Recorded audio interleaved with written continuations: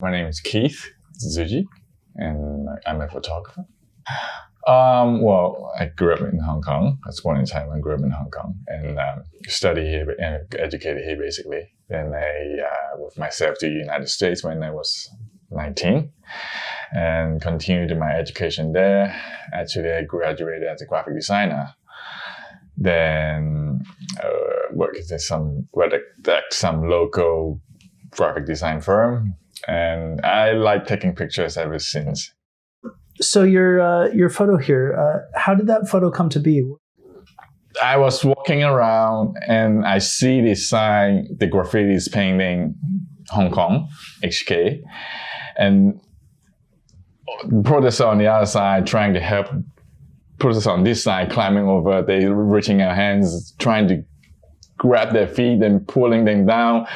The whole thing, everything, I was looking through my viewfinder, and it gets quite emotional actually. So I've been looking at it as I had this feeling that why I grew up in Hong Kong, but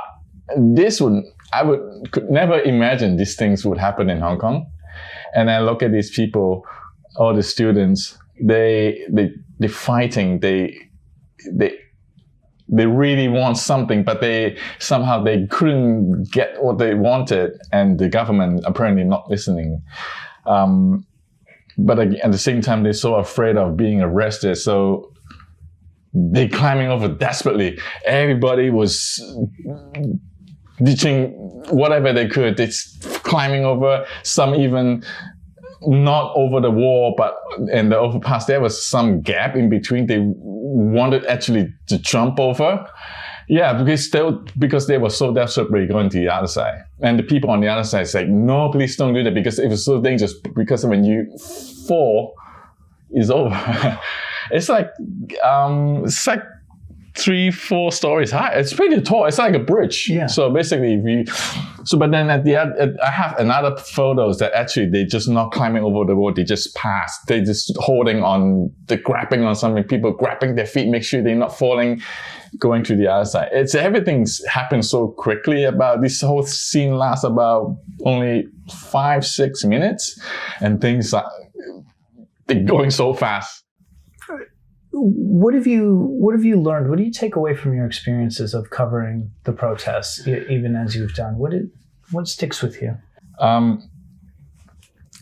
I feel like the society owe them a lot, because they are the one out there to fight for their future. But I don't want to be on either side. So as journalist or photographer to document anything, I want to stand in the middle as possible. But I feel like the society really owe them. People should have done more to get this thing, to help them. I think because they are out there fighting their life. Whoever they get arrested, they may not be able to go home after this. They may not be able to see each other afterwards.